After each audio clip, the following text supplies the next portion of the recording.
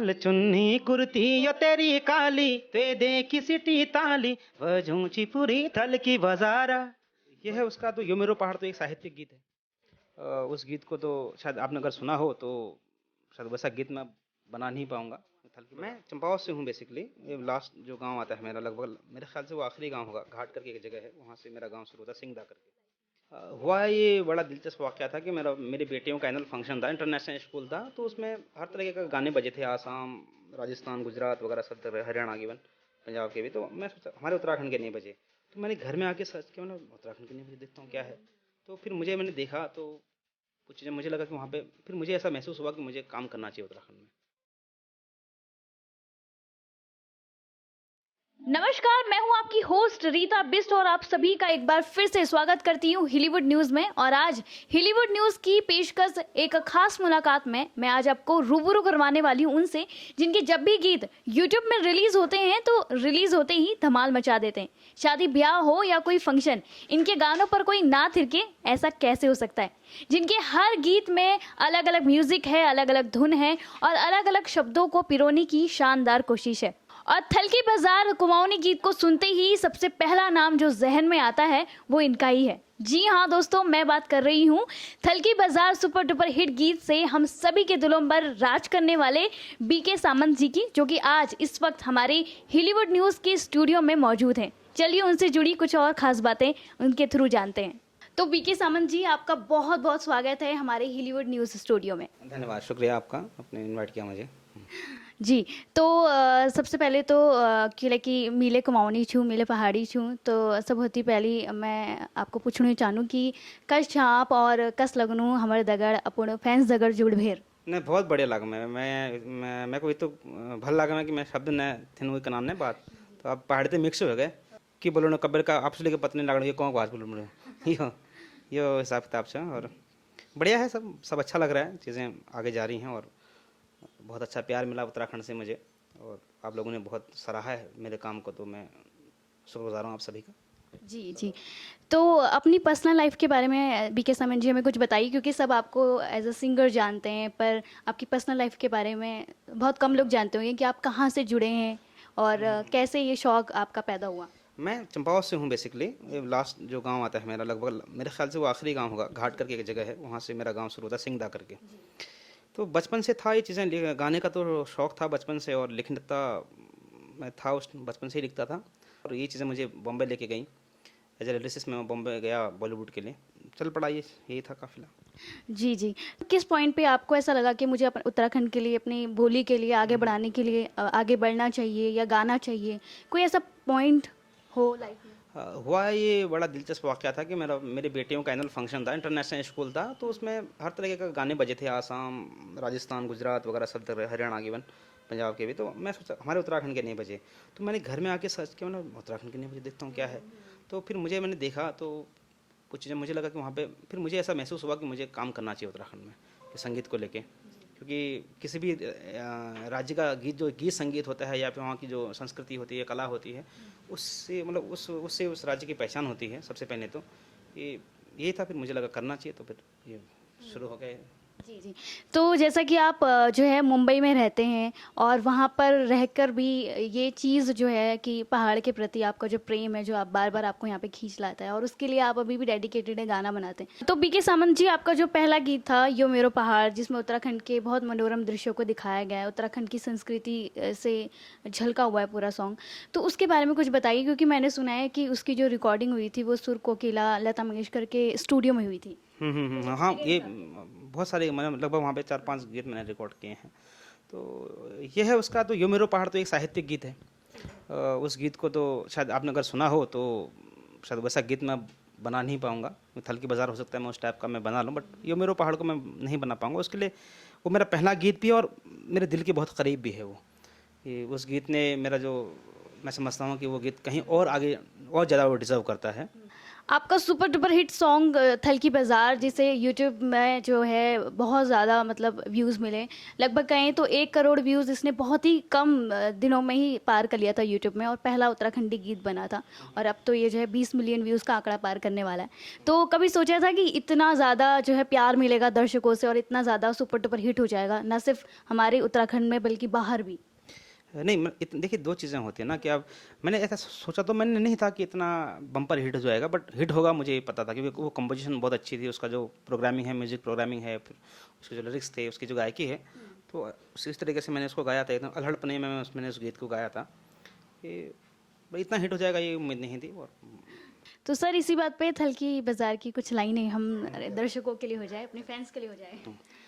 ओ लाल चुन्नी कुर्ती यो तेरी काली, ते देखी सिटी ताली, बजूची पूरी थल की बाजारा, बजूची पूरी थल की बाजारा, हो कान बाली यो बिंदुली का पाली, देखी बसटी ताली, बजूची पूरी थल की बाजारा, बजूची पूरी थल की बाजारा।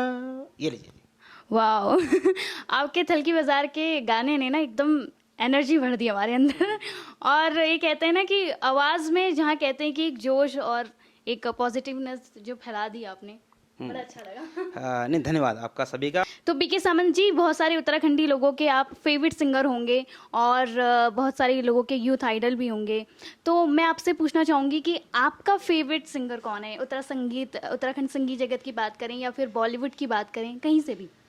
हाँ, बॉलीवुड में जी मैं गज़लें बहुत सुनता हूँ, तो मेहंदी हसन साहब की गज़लें मुझे बहुत पसंद हैं, और ग़ुलाम अली साहब और जगजीत सिंह जी हो गए, और बाकी के किशोर कुमार, सब ऑलमोस्ट सभी फेवरेट हैं, जितने भी लोग हैं जो, क्योंकि बॉलीवुड एक ऐसा मंच है कि हमारे यहाँ की जो पॉपुलेशन है 150 करोड़ समथिंग है, तो उसमें से अगर वहाँ पे कोई पहुँच रहा है तो आप रेशियो समझिए कितना बड़ा है, क्योंकि तो सभी जो वहाँ पे पहुँच रहा है वो सभी लोग अच्छा हैं बस। जी, जी।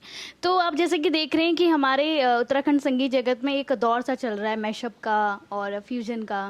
तो आए दिन जो है सोशल मीडिया पे युवा गायक जो हैं गाते रहते हैं मैशअप वगैरह, लेकिन ट्रोल भी होते रहते हैं। अभी नरेंद्र सिंह नेगी जी ने भी हाल ही में कहा कि जो है पीसे हुए आटे को कब तक पीसते रहोगे, कुछ नया करो। आपका क्या कहना है इस बारे में? कुछ संदेश उन लोगों को देना चाहिए? नहीं, सही कहा नेगी जी ने, अगर ये बात उन्होंने कही है तो देखिए, दो चीज़ें होती हैं ना, आपकी पहचान तभी बनेगी जब आपका अपना होगा।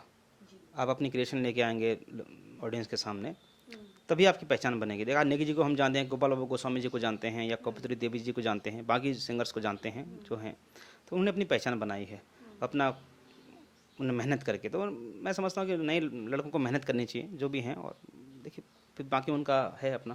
बिल्कुल, बिल्कुल। और साथ में अगर वो क्रेडिट भी दे तो वो भी अच्छा लगेगा। कभी-कभी ऐसा होता है कि क्रेडिट भी नहीं देते जिनका सॉन्ग ओरिजिनल वो होता है। हाँ, ये सही नहीं है, मैं समझता हूँ। देखिए, बाकी उनके ऊपर है कि वो किस तरीके से करना चाहते हैं, क्योंकि देखिए हर आदमी की अपनी एक लाइफ है। अगर उसे लगता है कि अगर मैं इस तरीके से फेमस हो सकता हूँ, इस तरीके से मैं गाऊंगा, तो वो उसका ये है। मैं उसमें अगर उसके बीच में मैं बोलूँ कि आप मत कीजिए, ये भी शायद मैं नहीं समझता हूँ कि ये भी शायद सही नहीं होगा। हाँ, सोचना उसे है कि उसे वो किस राह चलना है। बीके सामंत जी, हम कितने भी आधुनिक हो जाएँ, हम कितने भी मॉडर्न हो जाएँ, पर ये बात तो सच है कि हमारी जो उत्तराखंड की आत्मा है, वो कहीं न कहीं अभी भी गाँव में बसती है। और आपके ये जो सॉन्ग है, जो आने वाला है, "ऐ जाओ पहाड़", इसमें कहीं न कहीं वो बात आपने लोगों के समक्ष भी रखने की कोशिश की है।